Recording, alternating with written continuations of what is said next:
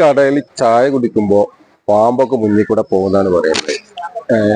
അപ്പോ പക്ഷെ ഒരു ഉപദ്രവങ്ങളോ ഒന്നും ഉണ്ടാവില്ല.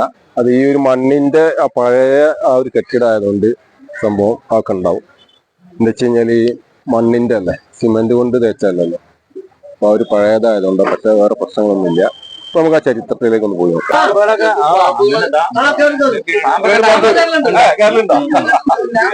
അതൊന്നും ആരും കാണിച്ചിട്ടൊന്നുമില്ല. ഇവിടുന്ന് ആർക്കും ഒന്നും അങ്ങനെ സംഭവിച്ചിട്ടൊന്നുമില്ല. അത് അവർക്ക് അറിയാം. ഇപ്പൊ ഞങ്ങൾ ഈ ആൾക്കാർ പോയി കഴിഞ്ഞാൽ ഇതിൽ പാമ്പുണ്ടാകും, പിന്നെ അറിയാം. അല്ല, അത് ഈ മണ്ണിന്റെതാവുമ്പോഴേ ഇതിന് 100-300 വർഷം പഴക്കമുണ്ട് എന്നാണ് പറയുന്നത് അവിടെ അന്വേഷിച്ചത്.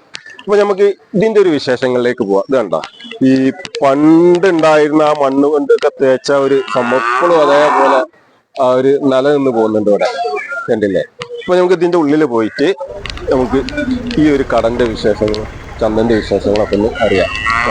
ഇതിന്റെ ഉള്ളിൽ ചന്തയിലേക്ക് വന്ന ആൾക്കാരാണ് ഫുള്ള് ഭക്ഷണം കഴിക്കാൻ വന്നിട്ടുള്ളത്. അപ്പൊ നമുക്ക് ഉള്ളിലേക്ക് പോയി നമ്മൾ ഉള്ളിൽ കുറച്ച് കാക്കാമാരൊക്കെ ഇങ്ങനെ ഇരുന്ന് സംസാരിക്കുന്നുണ്ട്. നമുക്ക് ഇവരോട് ചോദിക്കാം.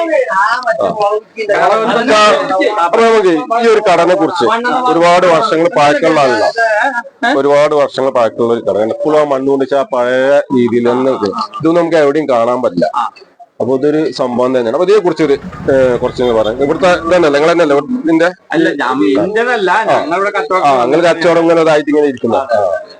ഇതിനെ കുറിച്ച് പറയാന്ന് പറഞ്ഞാൽ അതിന്റെ പൂർവ്വ ചരിത്രമൊന്നും നമുക്ക് പറയാൻ പറ്റൂല. കാരണം എന്താ അറിയോ, എനിക്ക് 54 വയസ്സായിട്ടുള്ളൂ. അപ്പൊ ഇത് നൂറ്റാണ്ടുകൾ പഴക്കമുള്ള സംഗതിയാണ്. ഇവിടെ ഈ ഇപ്പൊ സ്റ്റേഡിയം ഉണ്ട് അവിടെ, ആ സ്റ്റേഡിയത്തിന്റെ അവിടെ 4 പുറം കടകളായിരുന്നു. ഓടിട്ട ഒരു ഷെഡായിരുന്നു ഇതേപോലെ, കായിക്കറി പീടിയായിരുന്നു. അതിൽ ആന മുതൽ കുതിര മുതൽ സ്വർണം എല്ലാ പിന്നെ വാണിജ്യ വിഭവങ്ങളും അവിടെ വിറ്റിരുന്ന സ്ഥലമായിരുന്നു അത്. ഈ ഇതിലല്ലേ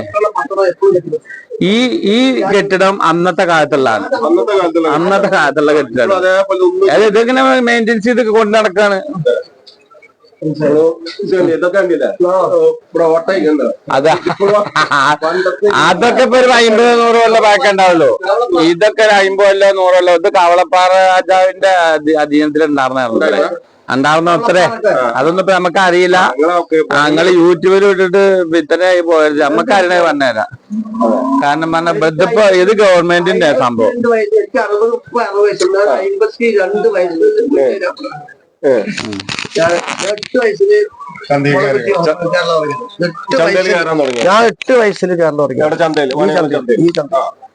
അവിടുന്ന് കണ്ട് എനിക്കിപ്പോ 60 വയസ്സായി. ഈ 60 വയസ്സിലും ഇന്നുണ്ട്.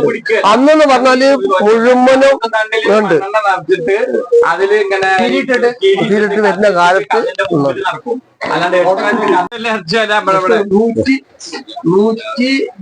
160 മേടിച്ച പയ്യെ വണ്ടികളൊന്നും വണ്ടി പറഞ്ഞ സംഭവം അന്ന് നടന്നു വരുന്ന കാലഘട്ടം. അന്ന് വണ്ടി